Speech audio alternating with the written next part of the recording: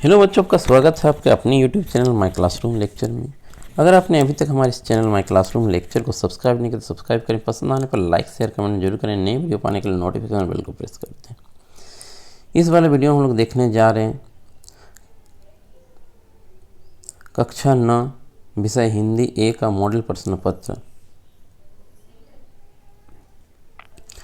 झारखंड शैक्षिक अनुसंधान एवं परीक्षण परिषद रांची झारखंड के द्वारा मॉडल सेट जारी किया गया है, जो आप लोग का ऑफिशियल मॉडल सेट है। मॉडल प्रश्न पत्र वस्तुनिष्ठ 2023-24, कक्षा 9 विषय हिंदी ए, समय 1 घंटा 30 मिनट, पूर्णांक 40। सामान्य निर्देश क्या बोला गया है? सभी प्रश्न के उत्तर अनिवार्य हैं। प्रत्येक प्रश्न के लिए 1 अंक निर्धारित है। प्रत्येक प्रश्न के लिए 4 विकल्प दिए गए हैं। सही विकल्प का चयन कीजिए। गलत उत्तर के लिए कोई अंक नहीं काटे जाएंगे। खंड क अपठित गद्यांश एवं पद्यांश। निर्देश: निम्नलिखित गद्यांश को ध्यानपूर्वक पढ़कर प्रश्न संख्या 1 से 4 तक के लिए सही विकल्प का चयन करिए। हमारे देश में कई प्रकार के त्यौहार मनाए जाते हैं। इनमें कुछ धर्म से जुड़े होते हैं तो कोई नववर्ष के आगमन से जुड़े होते हैं। त्यौहार के कारण पूरा वर्ष उमंग से भरा पूरा बना रहता है।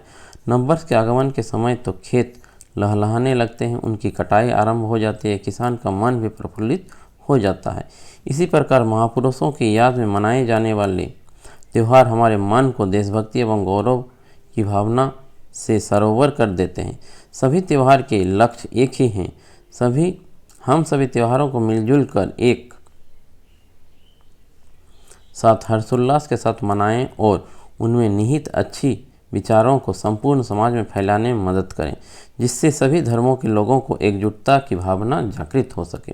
तो पहला क्वेश्चन है, गद्यांश के अनुसार किसके आगमन के समय खेत लहलहाने लगते हैं? तो यहाँ पे हम लोग देख रहे हैं नववर्ष के आगमन के समय खेत लहलहाने लगते हैं। तो ऑप्शन नंबर ए हो जाएगा राइट आंसर, नववर्ष के आगमन के समय। क्वेश्चन नंबर 2, गद्यांश के अनुसार हम सभी त्योहारों को मिलजुल कर एक साथ कैसे मनाते हैं? तो यहाँ पे है हम सभी त्योहार को मिलजुल कर एक साथ हर्षोल्लास के साथ मनाते हैं। तो option number B right answer हो जाएगा, हर्षोल्लास के साथ मनाते हैं।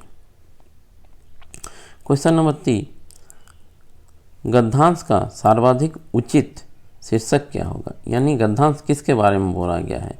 न option number D right answer हो जाएगा, त्योहारों का महत्व के बारे में बताया गया है। प्रफुल्लित शब्द का पर्यायवाची शब्द क्या है?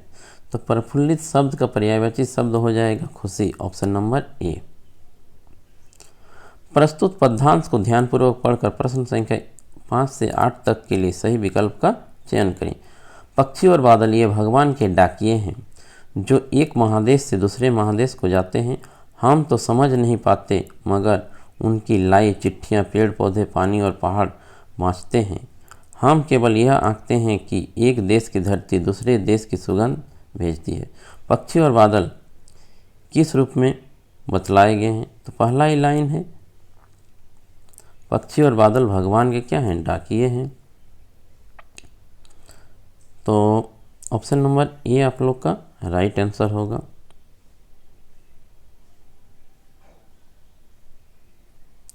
क्वेश्चन नंबर सी, एक देश से दूसरे महादेश कौन जाते हैं? फूल पत्ते पेड़ पौधे पहाड़ पानी पक्षी और बादल। तो ऑप्शन नंबर डी हो जाएगा, पक्षी और बादल। सुगंध में कौन सा उपसर्ग है? तो सुगंध में सु उपसर्ग है। पद्यांश का उचित शीर्षक क्या हो सकता है? जो पद्यांश दिया गया उसका उचित शीर्षक क्या हो सकता है? प्रकृति के संवाहक, देश और महादेश, पेड़ और पौधे, पानी और पहाड़। तो ऑप्शन नंबर ए हो जाए, प्रकृति के संवाहक। व्याकरण, खंड ख व्याकरण, संख्यावाचक विशेषण की पहचान करें जिसमें संख्या दिया रहेगा 1 2 3 4। तो हम लोग देख रहे हैं ऑप्शन नंबर डी आप लोग का राइट आंसर है। 2 बैल दिया हुआ है। विज्ञान शब्द में ईक प्रत्यय लगाने से नया शब्द क्या बनेगा? न वैज्ञानिक बनेगा, यानी 10 का option number C right answer होगा।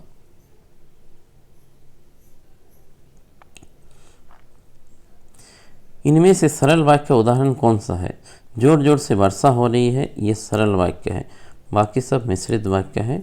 देख लीजिए आप लोग।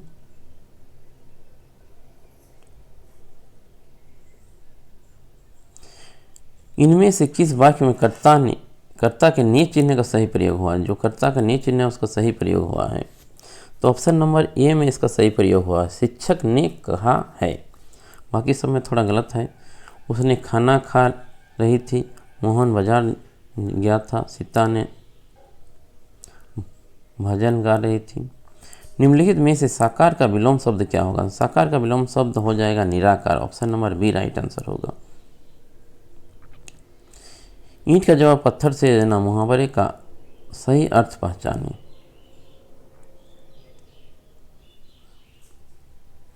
तो कड़ा प्रतिरोध करना, कड़ा प्रतिरोध नहीं करना,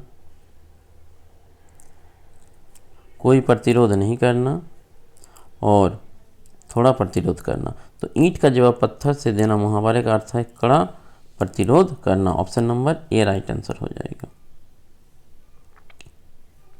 निम्नलिखित में से कौन सा शब्द एक वचन में है? तो ऑप्शन नंबर डी आप लोग का एक वचन में है, बाकी सब बहुवचन में है। औपचारिक पत्र में इनमें से कौन सा विकल्प नहीं होगा? देखिए क्वेश्चन थोड़ा घुमा दिया, कौन सा विकल्प नहीं होगा? तो औपचारिक पत्र में हम लोग अभिवादन वाला विकल्प नहीं करते हैं, दिनांक लिखते हैं, विषय लिखते हैं, पता लिखते हैं। क्वेश्चन नंबर 17, निबंध लेखन के अंतिम चरण को क्या कहा जाता?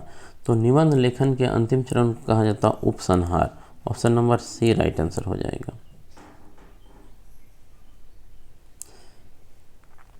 संवाद में कौन से अंश आवश्यक होते हैं? ना 18 का आप लोग का डी हो जाएगा, नाम रहेगा, भाषा रहेगा, स्थान रहेगा, गतिविधि रहेगा। खंड ग पाठ्य पुस्तक निर्देश प्रस्तुत पदांश को ध्यानपूर्वक पढ़कर प्रश्न संख्या 19 से 22 तक के लिए सही उत्तर का चयन कीजिए। एक काले माथे वाली चतुर चिड़िया श्वेत पंखों के झपाटे मार फौरन टूट पड़ती है।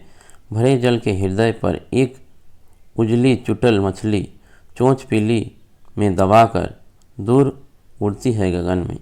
चिड़िया के माथे पर कैसा रंग है? तो पहला ही लाइन है काले माथे वाली चतुर चिड़िया, तो काला हो जाएगा, option number A right answer हो जाएगा। कवि ने चतुर किसे कहा है? कवि ने चतुर चिड़िया को कहा है, option number B right answer हो जाएगा। चिड़िया मछली को किस तरह पकड़ती है? न झपाटे मारकर पकड़ती है, ऑप्शन नंबर डी हो जाएगा, 21 का डी। गगन का पर्यायवाची शब्द क्या होगा? न गगन का पर्यायवाची शब्द हो जाएगा, ऑप्शन नंबर सी आप लोग का वसुधा। अच्छा, पर्यायवाची शब्द नहीं होगा तो वसुधा नहीं होगा। आकाश होता है, नभ होता है, आसमान होता है। निम्नलिखित प्रश्नों के सही विकल्प का चयन कीजिए।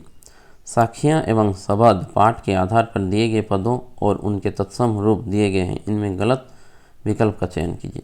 तो साथिया पाठ के अनुसार गलत विकल्प कौन सा दिया गया है? न पाखा पाखी, पशु पक्षी। वाक्य पाठ के आधार पर निम्नलिखित में से कौन सा वाक्य सही है? न वाक्य पाठ के अनुसार हम लोग देखते हैं कौन सा वाक्य सही है। तो 24 का आप लोग का बी हो जाएगा। भोग और त्याग के बीच मध्य मार्ग अपनाना चाहिए। केंदी और कोकिल कविता के अनुसार मोहन के व्रत द्वारा किसकी ओर संकेत किया गया है? 25 का बी हो जाएगा आप लोग का, मोहनदास करमचंद गांधी की ओर। मेघ आए कविता का अनुसार धूल किसका प्रतीक है? 26 का बी हो जाएगा, युवती का प्रतीक है। प्रस्तुत गद्यांश को पढ़कर प्रश्न संख्या 27 से 30 तक के सही उत्तर का चयन कीजिए। गधे को कभी क्रोध करते नहीं सुना ना देखा, जितना चाहे गरीब को मारो, चाहे जैसी खराब सड़ी हुई घास सामने डाल दो, उसके चेहरे पर कभी असंतोष की छाया भी न दिखाई देगी। बैसाख में चाहे एकाध बार कुकेल कर लेता हो, पर हमने तो उसे कभी खुश होते नहीं देखा। उनके चेहरे पर एक विषाद स्थायी रूप से छाया रहता। सुख दुख लाभ हानि किसी भी दशा में उसे बदलते नहीं देखा है। ऋषि मुनियों के जितने गुण हैं वे सभी उसमें पराकाष्ठ को पहुँच गए हैं, पर आदमी उसे बेवकूफ़ कहता है। सद्गुणों का इतना अनादर कहीं नहीं देखा। गधा कैसा प्राणी है? न तो गधा सहनशील प्राणी है। 27 का बी हो जाएगा। गधे ऋषि मुनियों को कौन सा गुण पाया जाता है? न 28 का ए हो जाएगा। सुख दुख के समान भाव से रहने का। गधे को आदमी क्या समझता है? गधे को आदमी बेवकूफ़ समझता है। ऑप्शन नंबर बी हो जाएगा। 30 नंबर, गद्यांश के अनुसार विषाद का अर्थ क्या होगा? गद्यांश के अनुसार विषाद का अर्थ हो जाएगा 30 का सी, दुख हो जाएगा। निम्नलिखित प्रश्नों के सही विकल्प का चयन कीजिए। अल्लाह की ओर पाठ के लेखक के सहयात्री का नाम क्या है? न सहयात्री का नाम 31 का ए हो जाएगा, सुमति। सांवले सपनों की याद के अनुसार साइलेंट वैली कहाँ स्थित है? न 32 का सी हो जाएगा, केरल में स्थित है।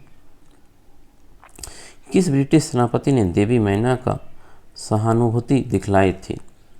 तो ऑप्शन नंबर बी हो जाएगा, सर टॉमसन हे ने। 33 का बी। मेरे बचपन के दिन पाठ के अनुसार महादेवी वर्मा को उनकी माता जी ने सबसे पहले किस ग्रंथ को पढ़ना सिखलाया? तो पंचतंत्र। 34 का सी हो जाएगा। जूता हमेशा टोपी से कीमती रहा है, यह पंक्ति किस पाठ से ली गई है? जूता शब्द है यानी प्रेमचंद के फटे जूते से लिए गए हैं। 35 का बी हो जाएगा। मेरे संग की औरतें पाठ में लेखिका की नानी ने अपने पति के मित्र प्यारे लाल से अपनी पुत्री के लिए कैसा वर ढूंढने का आग्रह किया है?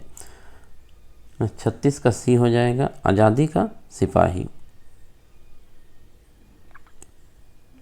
रीढ़ की हड्डी एकांकी के रचनाकार निम्नलिखित में से कौन है? 37 का सी हो जाएगा, जगदीश चंद्र माथुर। रीढ़ की हड्डी एकांकी में विवाह जोग कन्या का नाम क्या है? 38 का ए हो जाएगा, उमा।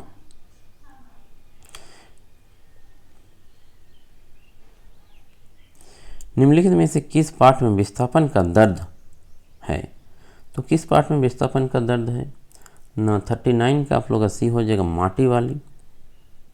क्वेश्चन नंबर 40, माटी वाली पाठ में किस शहर का वर्णन है? जो शहर दिया गया उसमें किस शहर का वर्णन है? टिहरी शहर का वर्णन है।